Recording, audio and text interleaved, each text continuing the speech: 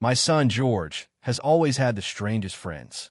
I'm not sure why, but in his earlier years, he always attracted what would be considered the weird kids. I got a ton of stories about this, but there's one that kind of sticks out like a thorn. He was in the fourth grade, and we had just moved due to my husband's reassignment, so George was new to his school. He had always been an outgoing and friendly kid, so my husband and I weren't particularly worried about his ability to make new friends. We were transitioning well as a family, and everything was going well with him at school. I was beyond pleased the first time I met all of George's classmates' parents, as they all seemed like upstanding, honest people. A few months after the move, I got a call from George's school in the middle of the day requesting one of his parents come in to discuss an incident involving him and another student.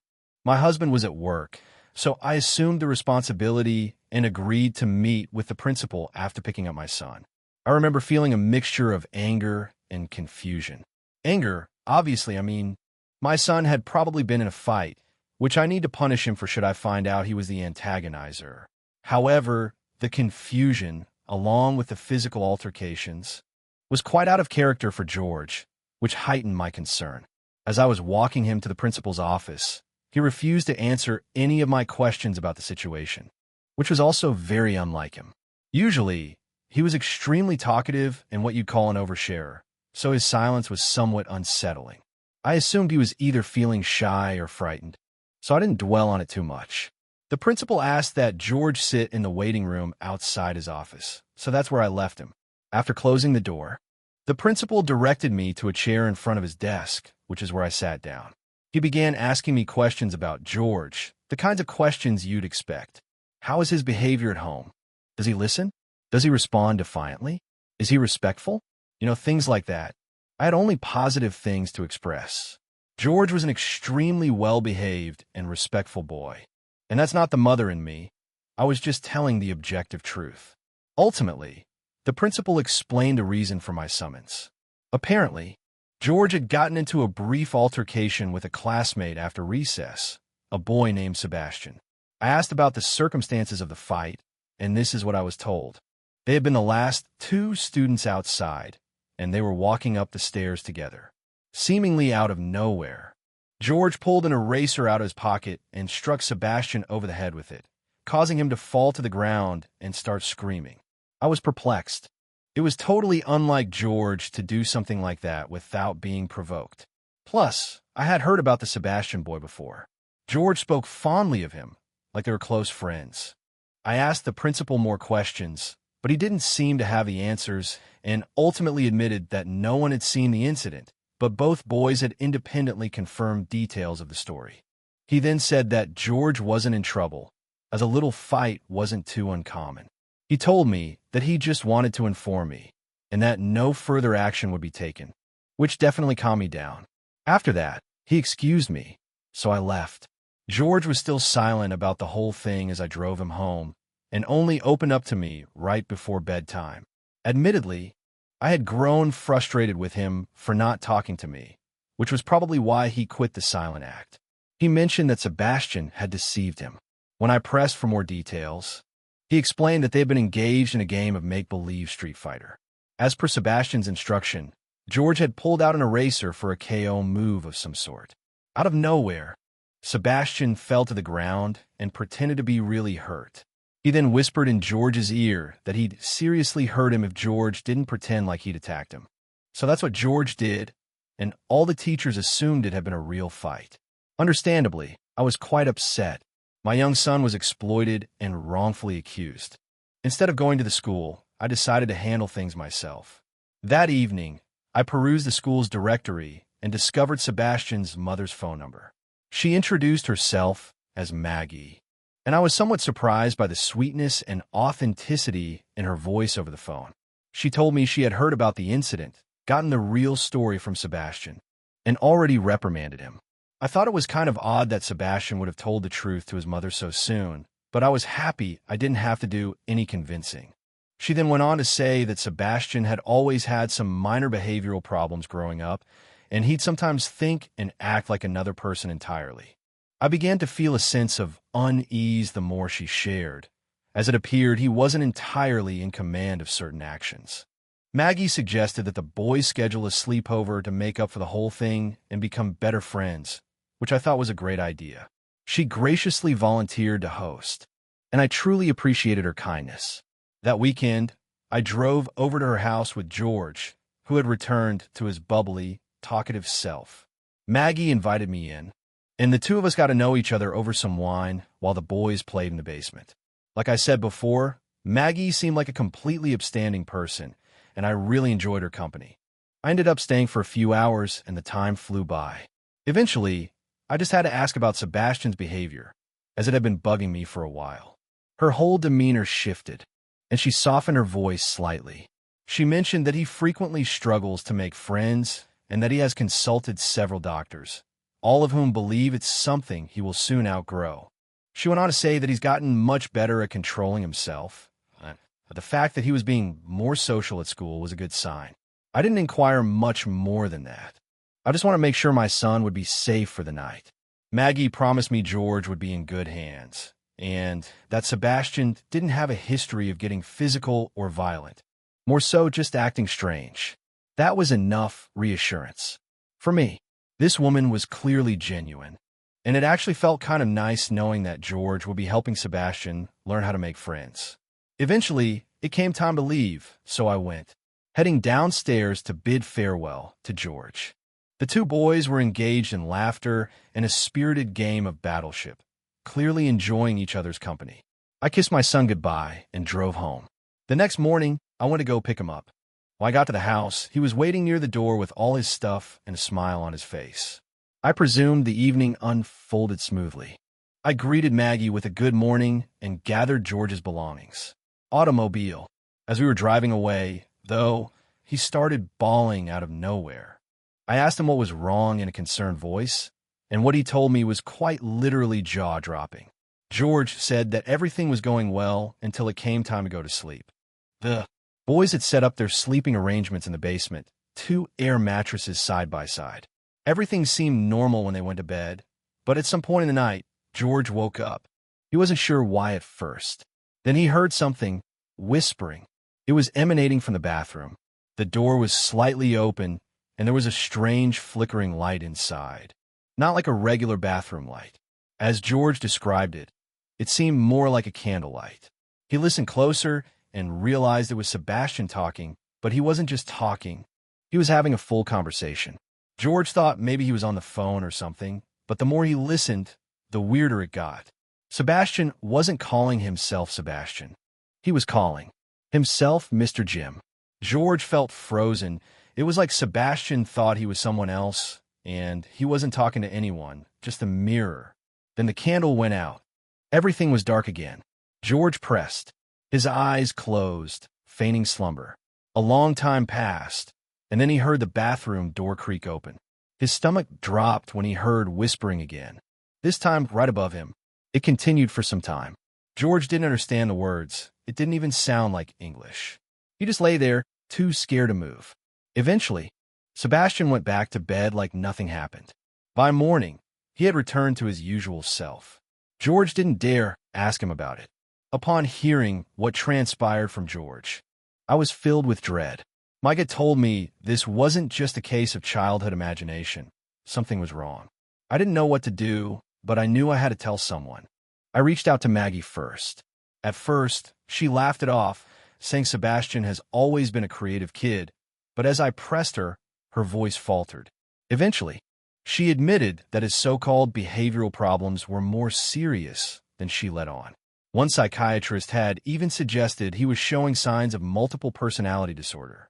They had already moved twice before, she told me in a hushed tone, because Sebastian had been kicked out of school. I was stunned, furious even.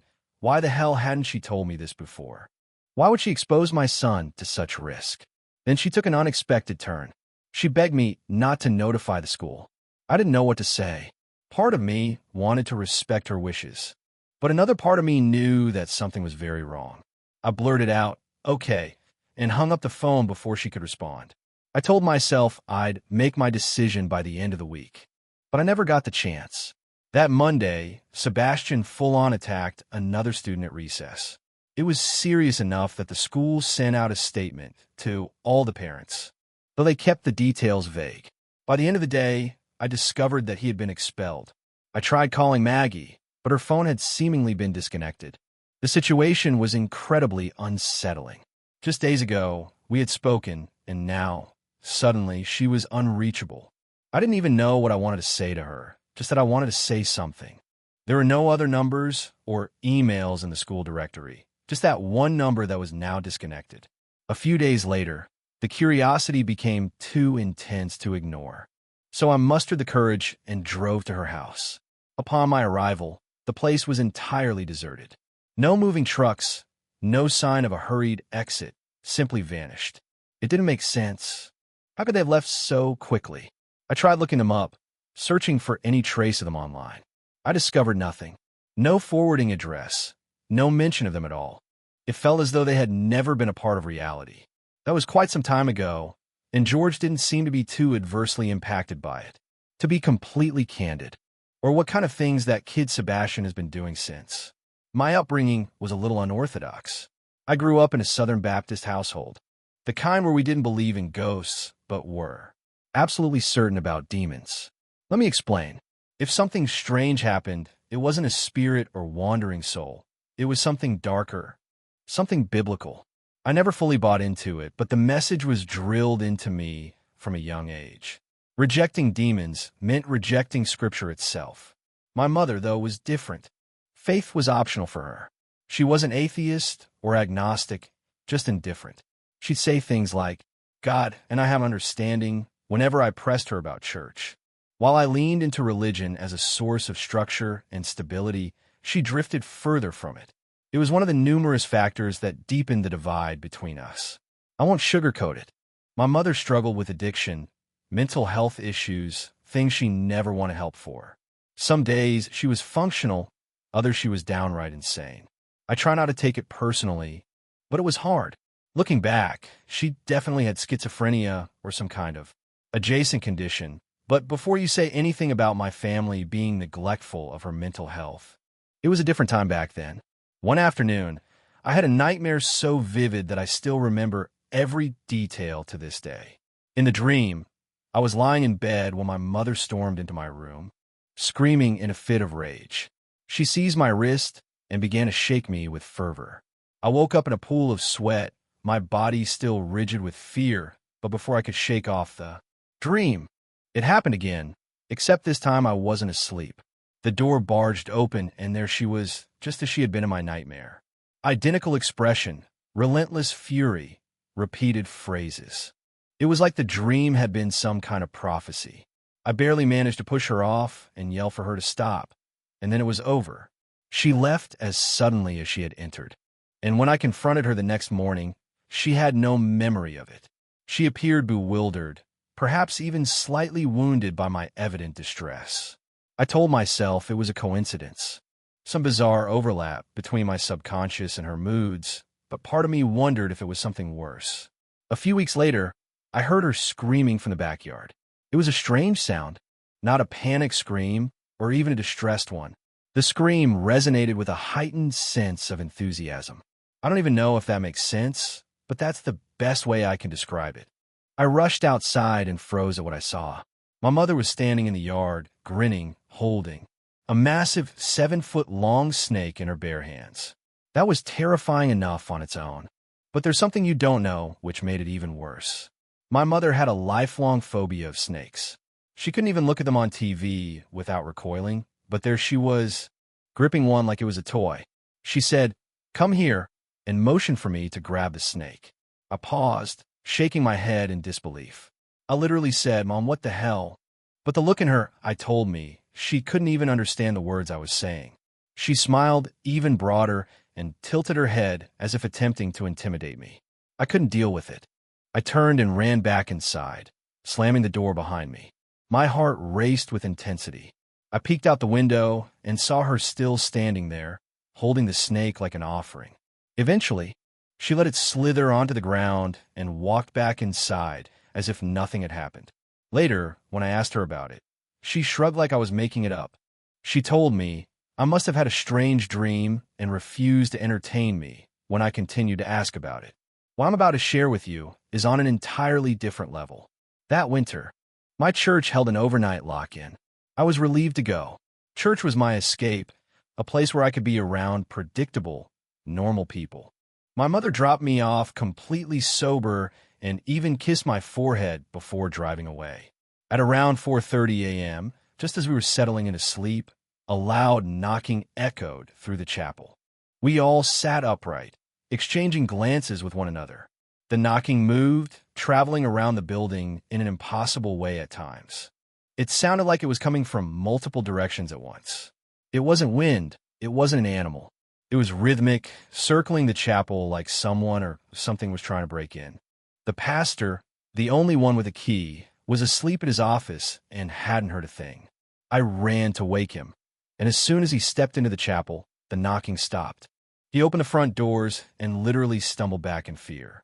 Standing there, barefoot and sweating in the freezing air, was my mother. Her attire was in disarray, and her hair was slick with perspiration. Her lips were moving, but I couldn't hear what she was saying. She didn't acknowledge the pastor. Her eyes locked on me immediately. A slow, unsettling smile stretched across her face as she walked toward me. I felt the urge to run. The pastor tried to hold me back, whispering, "Stay here." But I felt completely powerless, like I had no choice but to go with her. I climbed into the car, afraid that she was going to do something, but she didn't. The drive home was silent. She remained silent, offering no explanations. She remained silent when I inquired about her presence. When we got home, she was cheerful and clearly oblivious to what had happened the night before. She jumped back when she saw me, saying she was just about to pick me up from the church. I sensed the color leave my cheeks. She had no memory of knocking on the church doors. No recollection of transporting me back. It was freaky. I expected someone, the pastor, a church elder, even one of the chaperones to say something about what had happened, but no one did. It was like they didn't know what to make of it, or worse, they didn't want to. That's kind of the way people treated my mom back then. That was decades ago. She's gone now, but her memory is something that will never leave me, for better or for worse. I don't know if I believe in demons or the supernatural anymore, but I can't explain what happened. The logical explanation is that she was suffering from mental illness. Maybe addiction, withdrawal, or maybe something else entirely. But the memory lapses, the eerie timing, the way she acted like a different person some nights, it still haunts me. I tell myself there's a rational answer for all of it, but even now, I'm not sure I believe that. My eldest son started sleepwalking when he was about 8 or 9. I had heard of children going through phases like that, so I wasn't too concerned at first. It was simply one of those occurrences. A little unsettling, sure, but nothing I thought much about. I am a pretty light sleeper, so none of my kids have ever been able to sneak around the house at night without my awareness. That's how I initially discovered my son's habit. On many nights, I would awaken to discover, yet they failed to perceive anything. That was the one aspect that consistently resonated with me. For any of you who have lived with a sleepwalker, you know exactly what I'm talking about. His gaze would pass right through me, empty and distant, like he was looking past me into something I couldn't see. It was perpetually odd, and I never completely adjusted to discovering him in that state. Sometimes he'd mumble something under his breath, words too soft and slurred too. Understand. Other times, he wouldn't make a sound, just standing there breathing in that slow, steady way that somehow made it even worse. I would softly lead him to his bed, murmuring his name, assuring him that all was well. He never seemed to remember any of it in the morning. Things escalated a few months after I made the realization that he was a sleepwalker. One night, I woke up to a rhythmic tapping sound. It sounded like water droplets repeatedly dripping onto a window pane, only it wasn't raining outside. It was soft, barely loud enough to wake me. At first, I thought it was part of a dream, some far-off noise that my half-asleep brain had misinterpreted. But as I lay there, the sound continued, steady and deliberate. It wasn't erratic like precipitation tends to be. It occurred at regular intervals and always at the same volume. I kept listening, trying to figure out what it could be. It wasn't the house settling, and it wasn't the wind outside. It was too precise. Once I realized the tapping wasn't going to stop, I begrudgingly accepted that I'd have to deal with it. I sat up and looked toward the door, which is where the sound was coming from. My husband was fast asleep, and I didn't want to disturb him. I should mention that I wasn't scared, just curious. Otherwise, I probably would have woken him up. Regardless, I rose from my slumber to explore the situation. When I stepped into the hallway, I saw him, my son, facing the wall, his forehead lightly knocking against it in slow, measured taps. His fingertips gently grazed the wall in rhythm with his forehead taps, as if he was trying to walk through it. I remember calling his name, my voice barely above a whisper.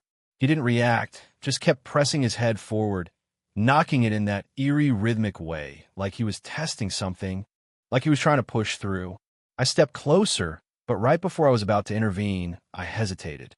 Something about the way he was moving genuinely sent a chill right through me. I softly extended my hand and rested it on his shoulder, giving him a gentle shake to draw him out of the trance he seemed to be lost in. He blinked, took a step back, and then, as if nothing had happened, let me lead him back to bed. He never mentioned it in the morning. It happened a few more times, but it was pretty infrequent if I'm being honest. I figured it was just another strange habit of sleepwalkers, maybe some kind of subconscious response to the wall being there, some internal sense of space that his dreaming mind hadn't accounted for. And eventually he outgrew it. The sleepwalking stopped, and the strange, vacant staring in the hallway became a weird little memory that I mostly forgot about. That is, until my younger son started doing the same thing years later. The sleepwalking, I mean. At first, I brushed it off. Kids go through phases. Some behavior, it was just so uncanny that both of them started sleepwalking around the same age. Again, though, nothing too unusual. Genetics present an intriguing subject to explore. But eventually, I started noticing the little details, the things that gave me a growing sense of concern. It wasn't just that he sleepwalked. It was how he sleepwalked. He stood in the hallway, shifting from foot to foot, his eyes open but unfocused. He moved the same way as my older son had, with that slow, eerie rhythm, like his movements weren't completely random. It was unsettling. It felt like I was living the memory of watching my older son do the same thing years earlier. However, it deteriorated even further. One night, I stirred from my slumber to the familiar sound of tapping once more. I already knew what I'd see before I stepped into the hallway, and I was right. There he was, forehead pressed to the exact same spot, knocking against the wall like he was trying to step into something that wasn't there. It was the exact same behavior my older son had exhibited all those years ago, from the forehead taps all the way down to the way his fingers brushed against the wall. I called his name. Silence. I placed my hand on his shoulder. Nothing. He just kept knocking, his small body swaying slightly, lost in some deep, unreachable place. And that's when it hit me. He had never seen his older brother sleepwalk, at least not that I know of. His brother hadn't done this in years. There was no reason for him to exhibit the same exact behavior. Not just the wandering, but the standing, the tapping, the eerie, misplaced urgency of it. I don't know why, but that thought made me feel sick. After some badgering, I eventually snapped him out of his trance. I guided him back to bed and tucked him in like I had done so many times before, trying to tell myself that it was just one of those things. And then, just as his brother did, he moved beyond it. Just like that. Enough with the sleepwalking, enough with the tapping. He had no recollection of it, either. For years, I didn't think about it. In all honesty, I had forgotten about the whole thing, but there's a reason I'm writing this now. My sons are away at college now, and the house is a lot quieter than what I'm used to. Because of that, my husband and I have to find new things to occupy some of that downtime with. A few weeks ago, we decided to renovate the house. The house is pretty old, and we've lived in it long enough that we've decided to change things up. Fresh floors, a new coat of paint, and some updates to rejuvenate the space. It was all minor work, nothing too intensive. As we peeled away the old wallpaper, a hidden surprise caught our eye beneath the layers. At first, I thought it was just some old backing or maybe a weird stain, but as we peeled more away, my breath caught. It was a vintage, ornate mirror, one that had been shrouded for some unknown reason. My first thought was, why the hell would someone cover a mirror instead of eliminating it? I felt ridiculous, standing there staring at a piece of glass like it was going to do something, but I couldn't help but feel like we weren't supposed to find it. Like it had been, locked away for a purpose.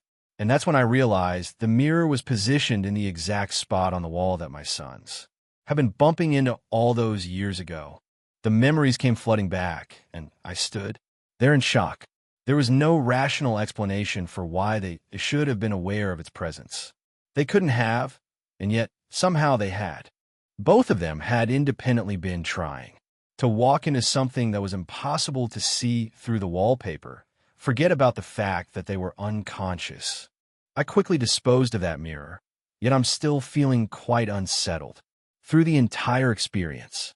There's got to be some kind of rational explanation for this, but I can't think of one. I still don't know what to make of this. I really don't.